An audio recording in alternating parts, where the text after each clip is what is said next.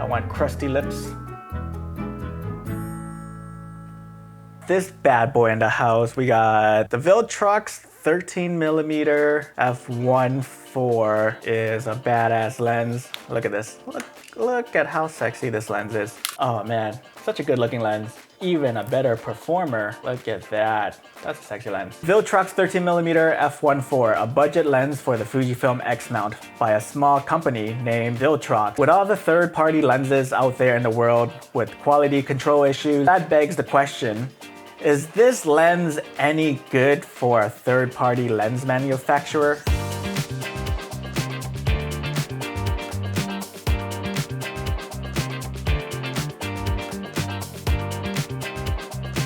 Hey guys, welcome back to the channel. It's me, Iamtongue, and today I want to talk about this bad boy right here, the Viltrox 13mm f1.4. I bought this lens with my own money because I thought this was an interesting lens to play with when it was first announced. The reason why I picked one up is because I just bought the Fujifilm X H2S. There was no other ultra wide prime lens of this focal length that is budget friendly and that has an f1.4 for light gathering capabilities. I wanted something to vlog with, and I find that the ultra wide lenses that Fujifilm offers weren't cutting it in certain areas.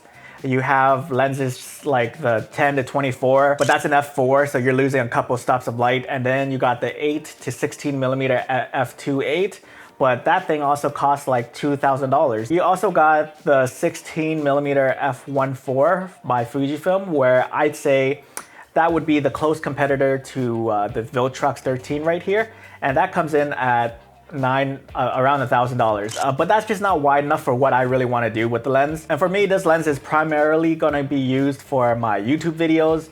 And this is going to be in my kit when I'm traveling around Europe as well. Especially with the architecture you got around here in Europe. It'll be nice to bring this around and try to capture everything. This lens sort of reminds me of the beloved 16mm f1.4 in a way. It gives me the same excitement that I got when I used to own that lens. Enough about that, let's just start with the build quality.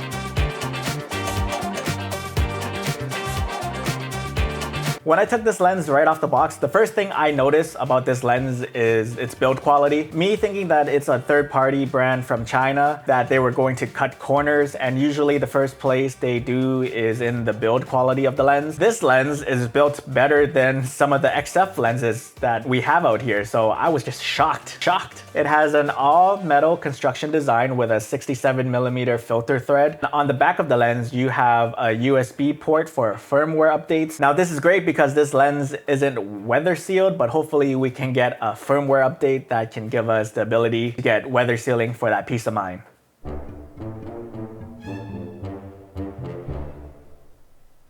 The aperture ring is one of the best from all the lens manufacturers out there. It has an overall satisfying click to them.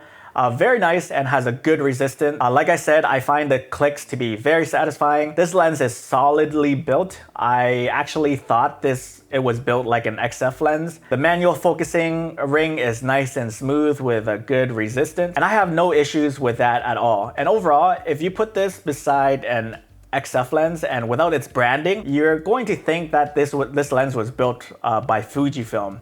It has a nice weight to it. It's bigger than most of the Fujifilm lenses though. Bigger than the f2 lenses out there. It's bigger than my 33mm f1.4. So just putting it out there that it's not a small lens. And that is due to the f1.4 and the ultra wide focal length. And also their lens hood is made out of metal as well. How cool is that? I just love that little added detail because the lens hood that we usually get with our lenses are made out of plastic. And one wrong move and step and poof, it breaks so easily. It's awesome. It feels premium like the rest of the lens, and overall I think Viltrox did a very good job with the build here, minus the weather sealing, but I can forgive that since this lens is already at a good price to begin with. So let's move on to the autofocusing.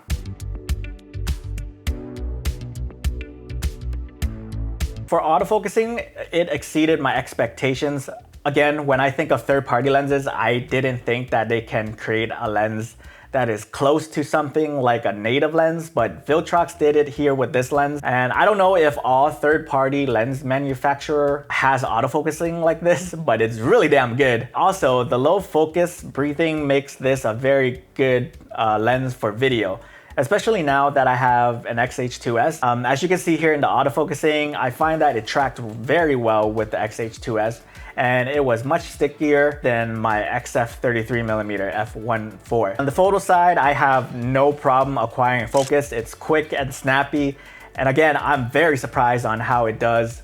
Going from minimum all the way to the background is surprisingly quick. So Viltrox, you're killing it. Let's move on to the image quality.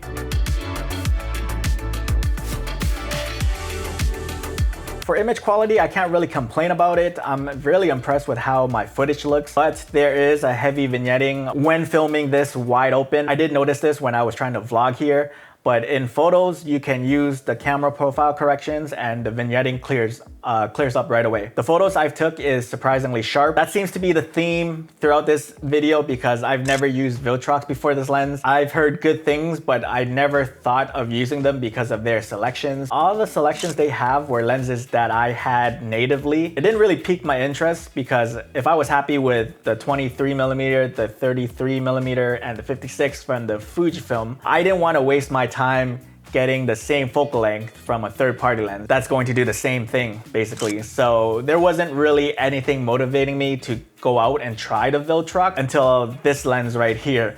I find that the focal length with the f1.4 is a unique selling point, and I really like it. The footage I get, I'm happy with. I really like the images. It's sharp in the middle, and I've been using this lens to take photos of myself doing stupid poses just so I can use them as thumbnails, and I really like the look of it. And even though it's at 13mm, you still have some background separation because of that f1.4, and it's pretty good. I have no complaints. I took this lens around Portugal documenting the medieval festival they have here, which is pretty cool. And because I was operating in a close proximity to other people, the ultra wideness of this lens really did come in clutch to show off a little bit of everything. I just thought that this lens was just perfect for that. And because of its minimum focusing distance, which is around 22 centimeters, you can get those close-up shots that can blow out the background as well. And I love it when you can get close to the subject. It offers that unique look that you get. You almost get like an alien-like, all distorted look, you know. It's all fun and stuff, you know. I wanted to test out the low light capabilities, so I went out to a restaurant with Hillary and I got some footage of her eating. Took some photos of her inside the restaurant where it's dimly lit, and I really like the results. The f1.4 is nice to have in situations like this. And again, the bokeh is smooth. I don't find it to be busy or jittery like other lenses for the Fujifilm X Mount. Conclusion.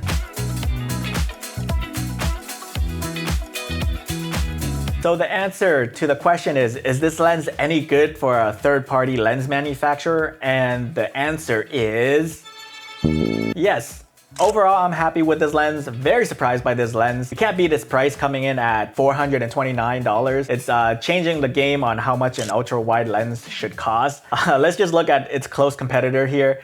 You got the 16mm f1.4 from Fuji, which is like around $1,000. You also got the 10 to 24mm f4 at also $1,000, and Fujifilm's 8 to 16mm f2.8 at $2,000. Yes, this camera doesn't have the wider focal length like the couple of the lenses I mentioned, but it's also coming in at $429, and I think people who get this lens will be satisfied with their purchase. And I feel the 13mm f1.4 is in the middle of that ultra wide focal length. It's not like super wide like the 8mm. It's also not as close like the 16mm. You can do a lot more with a 13mm in my opinion. And you have the f1.4, you have a very good and wide focal length at 13mm. The autofocusing is good for both video and photos, and it's built solid. And I think this lens is a no-brainer for landscape photographers, architecture photography, astrophotographers, wedding photographers. I can see them using this to photograph the reception, maybe going into the crowd and trying to get like a wide and unique perspective of